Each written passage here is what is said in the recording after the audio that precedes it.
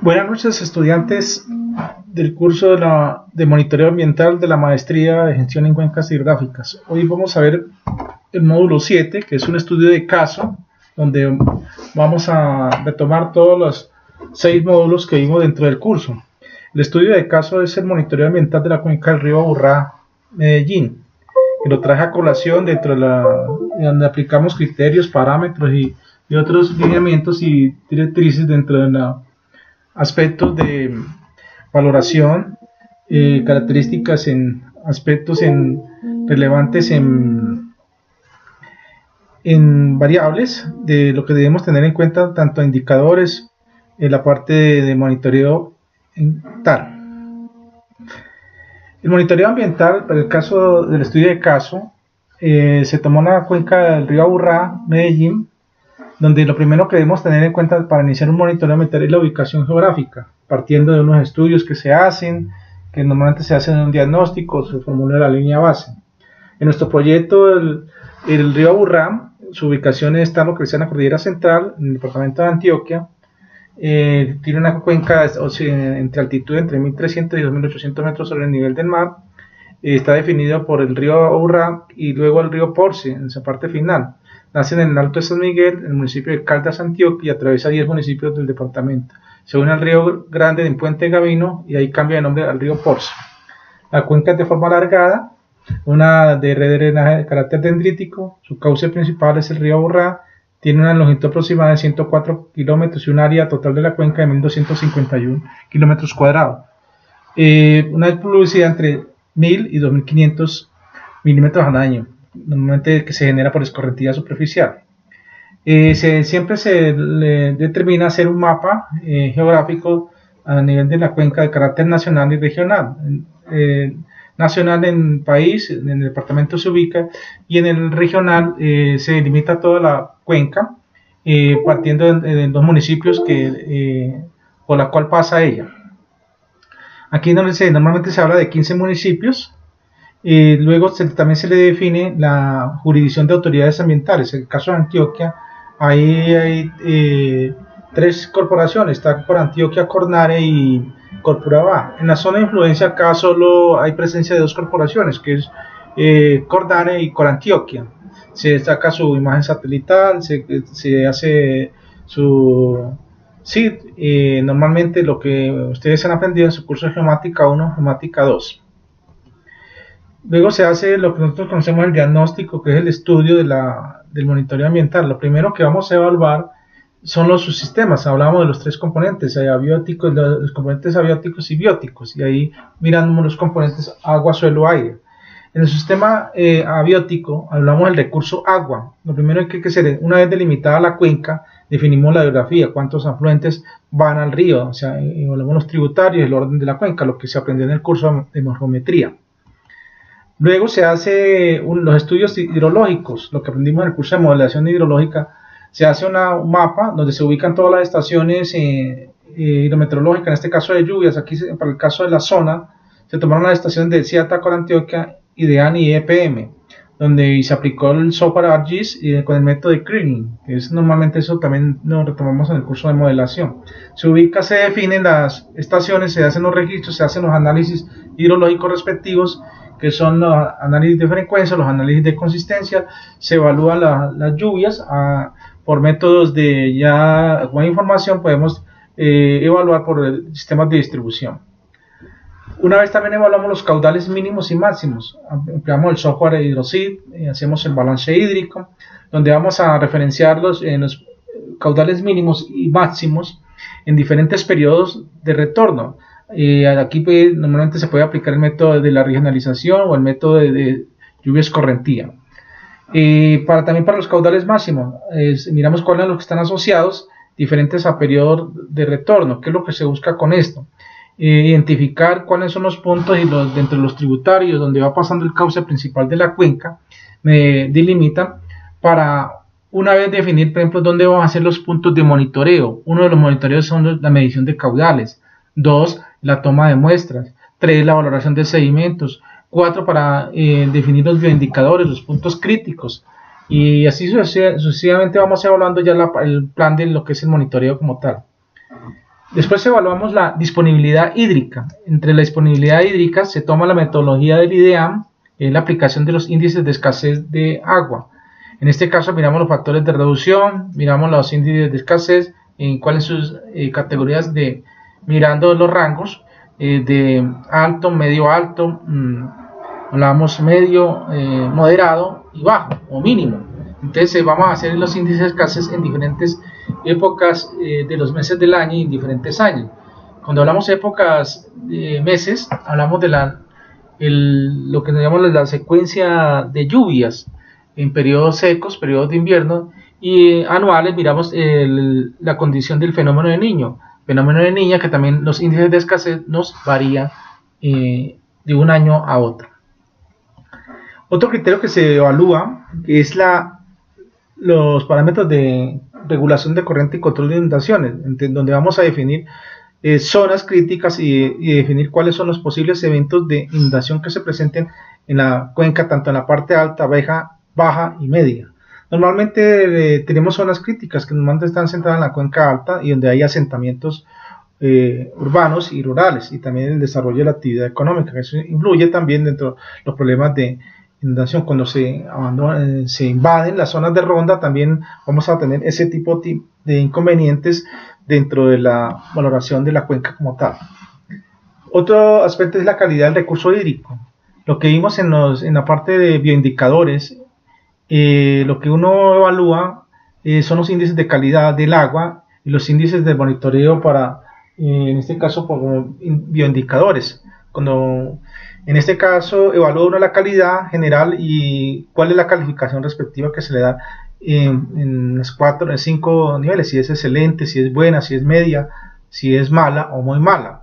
Entonces uno hace un monitoreo dependiendo en las épocas del año, y también evaluamos también los periodos de fenómeno de Niña, hacer la evaluación de los indicadores. Bueno, si hay un registro cronológico histórico, podemos tomar esos referenciados y tomar unas 10 mediciones en el transcurso del año para tener un estimativo cercano, real, al comportamiento de la cuenca. Cuando hablamos del sistema biótico del recurso suelo, hay que hacerle una geología, una geomorfología y una valoración de las aguas subterráneas de la cuenca. En la geología y geomorfología debemos definir las unidades geomorfológicas, qué tipología, qué formaciones predominan, y en la parte de la unidad hidrológica evaluamos cuál es el potencial de los acuíferos, cuál es la zona y definir los límites de las zonas de recarga de esos acuíferos. También evaluamos dentro del concepto geológico las zonas de riesgo, donde posiblemente tengamos problemas de movimiento de remoción en masa en la cuenca, y miramos también los aspectos de amenaza sísmica indicativa, que son las aceleraciones en roca para determinar una amenaza sísmica indicativa en la zona. Entonces, esto lo podemos consultar tanto el del riesgo en la oficina de amenaza, riesgo de desastre, y el de las sísmicas en Geominas, en el servicio geológico, donde están los reportes del comportamiento de los registros históricos de la actividad sísmica de la zona, y lo verificamos bajo la norma del código NSR 10 del Código Nacional Sismo Resistente. Dentro de eso, de la parte teórica, hablamos de las coberturas de suelo. Entonces miramos cómo es la tendencia, el área, el tipo de coberturas vegetales en la cuenca sobre el suelo y los conflictos de uso de suelo. Normalmente los vamos a tener en la zona de carácter rural. En urbano se ven pero limitados, pero ¿qué es lo que miramos? Cuál es el uso deseado, cuál es el uso utilizado y el uso inadecuado. Y en las coberturas miraremos el tipo de coberturas vegetales, sean bosques, pasturas, cultivos, zonas de rastreo, zonas verdes en general y zonas de uso residencial y otras actividades. También evaluamos la tendencia del área de los diferentes tipos de cultivos. Entonces hacemos un esquema, diagrama en función del área, en función del tipo de año. Aquí, ¿qué definimos? Cuáles son los cultivos transitorios, los permanentes y los anuales, y a la vez también podemos evaluar sobre esa condición de suelo, cuáles son los asentamientos informales que se presentan en suelos, en áreas protegidas y no protegidas, y mirando también los POT, los planes de ordenamiento territorial a nivel municipal. El tercero, vemos el subsistema biótico recurso aire. ¿qué se recomienda? Hacer estudios, muestreos, monitoreos de la análisis de zonas críticas por contaminación atmosférica. Acá pues en la cuenca las zonas críticas casi estaban en la parte alta y media de la cuenca, y en la parte también de transición cuando ya cambia de denominación del río Aburrá al río Porce, en la zona de Girardota. Las zonas críticas de contaminación normalmente están centralizadas en las zonas urbanas. Acá para el caso del proyecto de la cuenca Aburrá se vinieron 7 zonas. En la práctica, ¿qué nos toca a nosotros? En la cuenca mirar cuántos municipios pasa el río, identificar cuáles serían las zonas críticas que nos están generando contaminación de carácter atmosférico. Cuarto, cuando evaluamos el sistema biótico, cuando se identifican las variables de flora, cobertura boscosa natural y fauna. Entonces aquí tenemos 5 aspectos que tener en cuenta.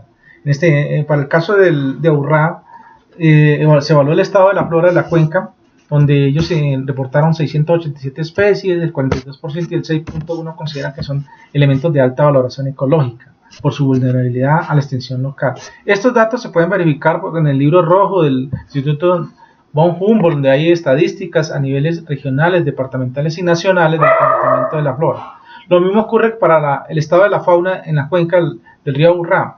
En el estudio, pues ellos registraron 19 especies de mamíferos pertenecientes a 11 familias y 6 órdenes taxonómicos. También consultados, también verificados en el libro rojo del Instituto von Humboldt. Tanto la flora como la fauna se puede, también el apoyo de profesionales expertos en este, biólogos, zoólogos, zootecnistas, y en general que manejen los conceptos tanto de flora como fauna. Otro componente es la estructura del paisaje en la cuenca y sus implicaciones en la sostenibilidad de las poblaciones naturales de flora y fauna. Esto es importante. Cuando uno hace esa valoración de la estructura del paisaje, ya hay metodologías, inclusive el IDEAN, a través de las corporaciones, les piden dentro de la licencia, los planes de manejo, los ambientales y la aprobación de los PONCA, que tengan definido la estructura del paisaje de la cuenca. Otro aspecto aquí es la localización de las áreas a evaluar como importantes de valoración ecológica. Hay que mirar este aspecto tomando la guía del medio ambiente y de la USPN, donde se define la estrategia para consolidación del Sistema Nacional de Áreas Naturales Protegidas. Ya hay una reglamentación. Hay ciertas áreas donde pasa el cauce de una cuenca. Si hay unas especies, tanto de flora como fauna, por ejemplo, que están en proceso de extinción, que son especies endémicas, eso automáticamente lo hace como una área natural protegida. Y son las cabeceras donde nacen fuentes hídricas, zonas de recargas hídricas, eso también hace de área natural protegida. Y el último sería el sistema de áreas de protección para la cuenca, o sea, técnicas que vamos a definir a partir de un estudio de impacto, el plan de manejo ambiental. Para el caso del ejemplo, el estudio de caso, se evaluaron los siguientes atributos. Es lo que vamos a hacer nosotros, tener en cuenta en un estudio cuando empezamos a hacer el monitoreo, de definir cuáles son los ecosistemas estratégicos, cuáles son las áreas naturales de protección, qué áreas son de cobertura boscosa, definir suelos rurales a nivel de protección, áreas, si hay parques centrales de déficit, por ejemplo, de reservas naturales, coberturas de bosques, déficit de protección, dependiendo de la categoría de las coberturas vegetales y los tipos de suelos que encontremos en la cuenca que vayamos a estudiar, vayamos a evaluar. Un punto 5 lo dividimos por su sistema antrópico, que es el componente sociocultural e institucional. Lo primero que uno debe tener en cuenta en una cuenca es mirar qué municipios, qué asentamientos, qué veredas, qué corregimientos pasa la cauce de la quebra y hacer un censo. Mirarlo las estadísticas del DANE, de planeación municipal, departamental, regional, cuánta es la población que está asentada sobre la zona de influencia donde pasa el río, la quebrada, la cuenca que nosotros vayamos a evaluar y va a iniciar el estudio del monitoreo ambiental como tal. En los aspectos más relevantes que hay que tener en cuenta dentro del componente sociocultural e institucional, 1 es la población de la cuenca, 2 la calidad de vida en la cuenca, 3 la identidad y territorio, que son los determinantes de la cultura en la cuenca, 4 el espacio urbano como escenario de inclusión y exclusión, 5 los referentes territoriales en la construcción de identidad, 6 los territorios como espacio y escenario de conflicto de lucha por sobrevivencia, 7. Incidencia en la institucionalidad de la construcción de identidad política. 8. Intervención institucional y manejo ambiental del territorio. 9. Uso sostenible de los recursos, una tarea institucional que es la parte de educación ambiental. Y 10. Las problemáticas y conflictos sociales. Estos 10 aspectos son los más relevantes cuando vayamos a hacerlo, cuando se considere el componente social dentro de una cuenca. Ya cuando se empieza a hacer el monitoreo, no olvidar hacer estos tipos de aspectos que nos podemos asesorar de sociólogos, economistas o trabajadores sociales que manejan este componente sociocultural e institucional. El número 6 tenemos el sistema antrópico, que es la variable económica. Esto normalmente se estudian por economistas o que manejan cuál es la tendencia de la actividad económica de la zona, de los municipios que están dentro de la zona de influencia de la cuenca. Lo primero que debemos hablar es la actividad socioeconómica, cuál es la participación de empresas a niveles pequeñas, medianas, grandes o áreas que estén por ampliación. Entonces aquí hablamos de la participación de empresas según el tamaño de activos, que es una distribución espacial. Entonces esto es importante, porque a veces no solo puede ser de carácter industrial, sino cuando las actividades económicas, cuando es agricultura, cultivos, cuando es de ganadería, cuando es de estaciones piscícolas, mixtos, agrosilvicultura, todas esas actividades que ustedes conocemos, eso forma parte del sistema antrópico dentro de la variable económica. Evaluamos también la dinámica de la tasa de desempleo y su empleo, lo que es lo que más se desarrolla acá en Colombia. ¿Cuál es el porcentaje, en qué años y cuál es la tendencia de esa dinámica de la tasa de desempleo y su empleo? En la página 24 se plantea la figura 21, que es la identificación de problemas y causas en el componente económico del área de estudio. Debemos definir cuáles son los problemas a identificar y cuáles son sus causas generales. Este es un esquema, un modelo que nos puede decir de réplica para cuando ustedes evalúen ya un programa de monitoreo en una cuenca X.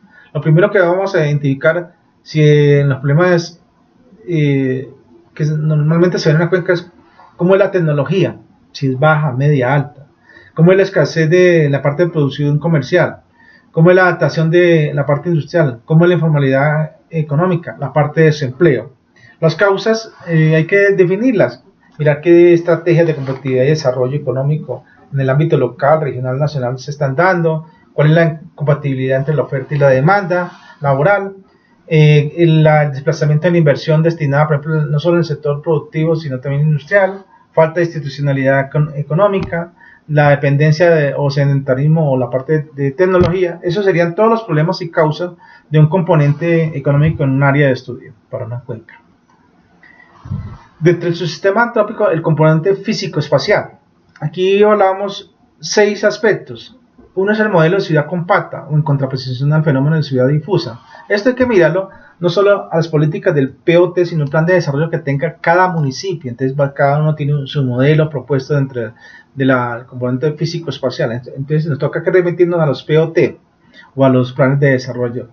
El proceso de crecimiento urbano de la cuenca, esto es importante, que son los planes a futuro, los planes de vivienda, la expansión de la urbanización, la ocupación formal e informal del suelo de protección, áreas protegidas, que a veces cuando les cambian dentro de un POT el uso del suelo, entonces hay que mirar eso también, porque a veces hay suelos que están en áreas protegidas dentro de los planes urbanísticos por valorización, entonces cambian. Esas son políticas que manejan mucho los municipios. No hay criterios en esta parte para decir cuál es dentro de la relación la ocupación y la protección en suelos. Las deficiencias de movilidad, transporte, hay zonas que a veces por las vías del Estado, déficit del espacio público, equipamientos y centralidad. Eso es dentro de la parte físico-espacial. Dentro del componente de residuos sólidos, hay que hacer una descripción y análisis de las áreas potenciales para la disposición final de esos residuos. Normalmente en estas zonas los rellenos sanitarios municipales, locales o regionales, entonces hay que mirar eso también, porque eso nos va a generar unos vertimientos que conocen lisiviados que por escorrentía dan a las fuentes hídricas, a los tributarios y van ahí al cauce principal de una cuenca. La zonificación ambiental es otro componente que tenemos claro, donde nosotros debemos definir para nuestra cuenca cómo va a ser esa zonificación, cuál es la zona de conservación ambiental, cuál es la zona de protección ambiental, cuál es la zona de recuperación, ambiental, cuál es la zona de recuperación de calidad y cuál es la que están en producción y cuál es el consolidado por usos urbanos o asentamientos o ciudades que son los municipios, veredas y capitales. Entonces aquí, por ejemplo, en el caso de la cuenca del río Aburrá pasa una capital que es Medellín y 14 municipios que se ven relacionados dentro de la zona de influencia de la cuenca. Entonces vamos a hacer tener un mapa de zonificación ambiental respectivo donde manejemos todos los aspectos, por ejemplo, de corredor de conservación, conservación ambiental, protección ambiental, recuperación de calidad en la parte de aire, producción y consolidación de usos urbanos. Y también la parte de la agricultura, que es importante. ¿Cómo llegamos se formuló el diseño y ejecución de un plan de monitoreo para el caso de estudio? Lo primero que se evalúa dentro de un monitoreo son los objetivos de calidad. Entonces, en este caso, se definen los parámetros para el seguimiento de los objetivos de calidad. ¿Cuáles son? Si vamos a ver el componente de agua, mirar los parámetros, pH, la temperatura, la conductividad, el oxígeno disuelto, los sólidos totales en suspensión, la demanda bioquímica de oxígeno, la demanda química de oxígeno, los consumos totales y fecales, grasas, aceites, el color verdadero del agua, sustancias azules de metileno, el SAN, los detergentes, nitrógenos totales, los NDCAM, fósforo, olor y los bioindicadores que se conocen para los MBP-COL. Estos nos indican no son los parámetros de calidad de agua. En este caso, ¿qué se recomendó para esta cuenca? Hacer mediciones en 10 estaciones fijas. Hay que definir su punto de apertura y cierre en cada uno de los tramos del plan de ordenamiento de recursos hídricos. Acuérdense, cuando vayamos a hacer un monitoreo, hay que tener definido cómo es el plan de ordenamiento de recursos hídricos. Sin eso no, eso forma parte. El monitoreo es un componente del plan final del plan de ordenamiento de recursos hídricos, donde vamos a hacer un seguimiento al proceso de la reducción de cargas contaminantes, por ejemplo, a una fuente hídrica. En la parte de emisiones lo mismo en aire, y en suelo también los contaminantes que se generan por degradación, salinización o acidificación de suelo. En este caso, en el agua, los muestreos son de una duración de 12 horas continuas, en estaciones establecidas para cada tramo. Entonces, cuando hacíamos la parte introductoria de la hidrografía y la hidrología, donde se definían los puntos de caudales, ahí vamos a hacer nuestros puntos de toma de los parámetros de monitoreo para calidad. El otro es el monitoreo de una muestra compuesta. El monitoreo de una muestra compuesta vamos a medir en las campañas denominadas compuestas. ¿Por qué se le llaman campañas? Son las sesiones que vamos a hacer de monitoreo por día. Es una campaña, no solo va a ser monitoreo de toma de muestras de calidad de agua, sino también de suelo y también de aforos de caudales y también en la parte de emisiones, dependiendo de todo lo que nos piden dentro del componente de monitoreo como tal. La campaña en este caso se debe realizar 2 veces por semestre para continuar el seguimiento de calidad, por ejemplo en el caso del río Aburrá en Medellín y sus quebradas afluentes para diferentes periodos climáticos. Se hace también la medición de las variables que hacen parte de la ecuación del cálculo de los índices de calidad aplicados del proyecto REDRU, que son los modelos ICACOSUL y el ICA global, que son las metodologías que da el IDEAM para hacer estos parámetros de medición de monitoreo de muestras compuestas. Hay que hacer también el monitoreo de calidad en las quebradas. Entonces, todos los tributarios, lo mismo que se le hace a la causa principal, se determina el pH, la temperatura, la conductividad, el oxígeno disuelto, los sólidos totales, los suspendidos totales, los sedimentales, los volátiles totales, la demanda química de oxígeno, la demanda bioquímica de oxígeno, el nitrógeno total, nitrógeno orgánico, los nitratos, nitritos, fosfato total y el fósforo orgánico. Todas estas variables hay que tenerlas en cuenta porque son estándares que ya el protocolo, por ejemplo, lo da el IDEAM para cómo se deben hacer. Una vez tomadas esa muestra, llevar al laboratorio certificados y registrados ante el IDEAM para que le den una confiabilidad de que ese monitoreo que se hizo, los parámetros son fiables y confiables. En un resumen de trabajo, entonces, en que las campañas que se centran en 3. Uno es definir los objetivos de calidad, el otro es la toma de muestras compuestas y la toma de calidad en quebrada. Los tipos de muestreo todos son de carácter manual. Se definen los parámetros en cada uno y las estaciones y cuánto va a ser la duración. Entonces nosotros tenemos que hacer también una tabla de cronograma así similar a la que se está presentando, qué tipo de campaña se va a hacer para hacer el monitoreo abiótico del componente de agua. Dentro de eso que evaluamos, una vez obtenidos los laboratorios, los resultados, hacemos la determinación de las cargas contaminantes. cuando se evalúa, por ejemplo, la demanda bioquímica de oxígeno 5 y la demanda química de oxígeno, obtenemos el índice de biodegradabilidad en función de cuánto es la carga de tonelada de contaminantes en día que se genera en función a los puntos de muestreo. También evaluamos las muestras completas, nitrógenos totales, fósforo y fósforo total, que también son las toneladas, miles de toneladas de fósforo y nitrógeno diarios que se generan.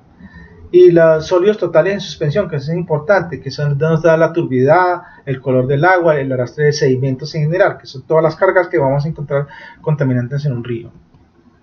Se elaboran los perfiles de calidad actual de cada tramo del río, que esto es importante. Se representan de los laboratorios resultados, y si el muestreo se hicieron 10 muestreos en la campaña, por ejemplo, en 2 meses podemos estar hablando 60, 80 muestreos en el año, inclusive hasta 120, 150 muestreos. De ahí que hay que aplicar esta metodología estadística del método de las diagramas de cajas esquemáticas para evaluar las variables, las diversas variables por estación durante un periodo de año. Una vez hacemos la verificación dentro de la metodología del índice ICA-COSU, ¿qué nos indica el índice de ICA-COSU? Según la convención, son muy similares a los estándares de calidad.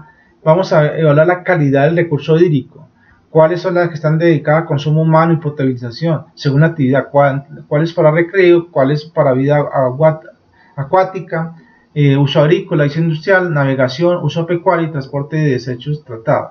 Entonces, según la actividad, el ICA-COSU vamos a tener unos estándares de calificación. Por ejemplo, cuando se maneja el agua para consumo humano y potabilización, los valores de ICA-COSU van a estar en las 5 clasificaciones, lo mismo que en recreo, lo mismo que en vida acuática. En el caso de la agrícola se manejan los niveles bajos y los intermedios y los de altos, que llaman de variabilidad dentro de esa calidad del recurso hídrico. En la parte industrial también todo está relacionado. ¿Y qué nos va a indicar esta tabla? La variación esperada de cuál es el comportamiento de esa clasificación de calidad del recurso hídrico. Es una metodología que fue estandarizada por Guzmán Merino, Montoya, y fue ajustada por Gómez y otros autores en 2007, que fue convalidada a través de la metodología IDEAM. El parámetro de clasificación del ICA-COSU, ¿sí? Con sus respectivos colores, entonces donde vamos a tener rangos numéricos que van de 0 a 1.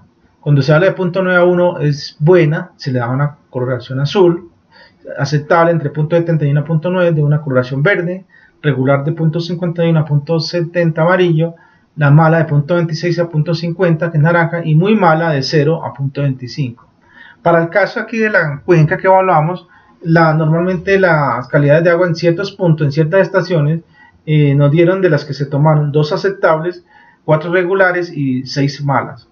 La tendencia es alta a mala, puede ser porque la mayoría son vertimientos que los municipios no tienen sus plantas de tratamiento de agua residual. Entonces, eso eleva decir que el comportamiento de la calidad del recurso hídrico en gran porcentaje, estaríamos hablando para esta cuenca de un 50% de carácter malo. Entonces, así para cada cuenca que vayamos a evaluar, tomamos estos parámetros y nos va a indicar cuál es la tendencia requerida para definir este índice. Y de ese índice sale un mapa donde vamos a definir los puntos donde se definieron los muestreos y los monitoreos, y nos indica el indicador de calidad del agua por promedios. Si lo vamos a hacer en épocas de verano, los ICA-COSU nos pueden dar bajos, altos, y si es en invierno se bajan porque hay dilución por el volumen de agua. Entonces casi se recomienda en gran parte de hacerlos en periodos secos, periodos intermedios, y una muestra en periodos de lluvia. Evaluar el caudal ambiental, que es el otro componente. En el caudal ambiental se plantean 3 metodologías. Una es siguiendo la resolución 865 del 2004, una aproximación del caudal ambiental donde se adopta el valor máximo del caudal ecológico, obteniendo mediante una aplicación de la metodología del mínimo histórico, el porcentaje de descuento del ideal y la reducción por el caudal ambiental, que es la curva de duración de caudales, que se dice el Q95. El otro es en la metodología 2, se basa en el Estudio Nacional del Agua 2010-2014, donde el criterio de estimación es caudal ambiental que es de carácter hidrológico y tiene una definir la capacidad que tiene la cuenca en retener y regular esa agua existente. En esto que vamos a definir el factor de índice de regulación hídrico, el IRH.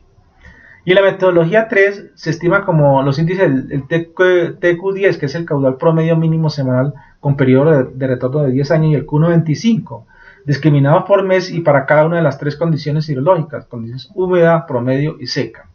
Entonces, para nuestro ejemplo, aquí se traen los resultados, por ejemplo, en la tabla 7, 8 y 9, páginas 36 y 37, el caudal ambiental por la metodología 1, se encuentra que en la parte ya de la transición de parte baja, el caudal ambiental, a medida que vamos bajando de la parte alta, parte media, la parte baja de la cuenca, se va incrementando el caudal por la alimentación de esos tributarios, que es la que normalmente evaluamos por métodos de registros históricos mínimos, el porcentaje de descuento del IDAN y la reducción del caudal ambiental como tal. La metodología 2 es muy similar a la 1, donde lo que se diferencia es que calculamos el índice de recursos hídricos, el IRH. A medida que se va incrementando en la parte alta, el IRH se va aumentando hasta que llega a un punto que se vuelve constante. Y en la metodología 3, cuando hablamos de los índices TQ10 y el Q95, se recomienda decir, aquí se presenta una tabla, en los 12 meses del año, la del periodo años secos, años normales y años húmedos.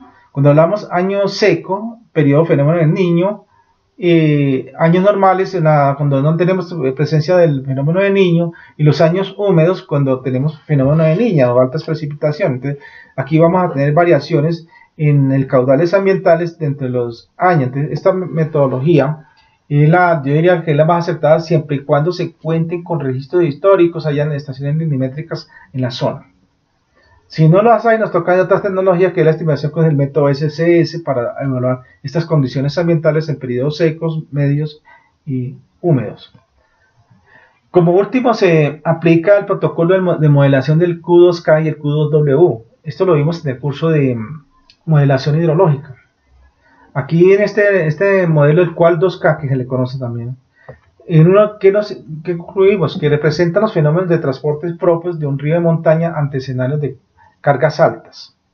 Hay una representación matemática de los procesos físico-químicos en la interacción agua-sedimento, y el software es acorde con la capacidad técnica y económica disponible para la consecución de datos de entrada, que hablamos de calidad y caudales. Entonces, el modelo, ustedes toman lo que aprendimos en el curso de modelación hidrológica, el capítulo de calidad de agua, que es el uso donde vamos a identificar las estaciones, el número de puntos de monitoreo, o sea, para caudales y toma de muestras. Miramos las características del perfil de los puntos, la longitud de los anchos. Se recomienda ubicar las coordenadas con su latitud y longitud. Miramos las distancias, los puntos de elevación y altura, miramos otras variables, y el mismo programa introducimos los datos de campos, que son los parámetros que se requieren mínimo en calidad de agua, y el programa me da resultados. ¿Qué vamos a tener? Como es el transporte del fenómeno de transporte de los componentes de los parámetros en función del río, cómo van a ser los procesos físico-químicos en las interacciones agua-sedimentos, y mirar la relación de la variabilidad de la calidad de agua y caudales. Este modelo que les traje aquí a colación dentro del estudio les sirve para que lo tomen de referenciado, para que ustedes desarrollen su estudio de monitoreo ambiental en cualquier cuenca. Es una metodología sencilla, práctica, solo tener en cuenta cada parámetro y hacer los protocolos que ya están estandarizados. Inclusive en el aula virtual les puse los protocolos con sus resoluciones. Entonces, si ustedes van a hacer agua, tomen solo agua. Si van a hacer aire, toman solo aire. Si van a hacer suelos, toman los de suelo. La metodología es similar, lo único que cambia es la parte de modelación. En agua se maneja cual 2K, en aire se maneja ERMOB o el de la UCEPA 42, y el de suelo que se ve el USLE, que lo vimos también en el curso de modelación. Esto yo espero que les sirva de guía para que desarrollen un programa de monitoreo dentro de la cuenca cualquiera, es una cuenca que ustedes quieran definir, ya tienen los estándares y tienen, es decir, la fundamentación vista en los 6 módulos. Espero que saquen provecho de todo este curso en su vida profesional y dentro de su proceso de desarrollo de su proyecto de grado. Buenas noches.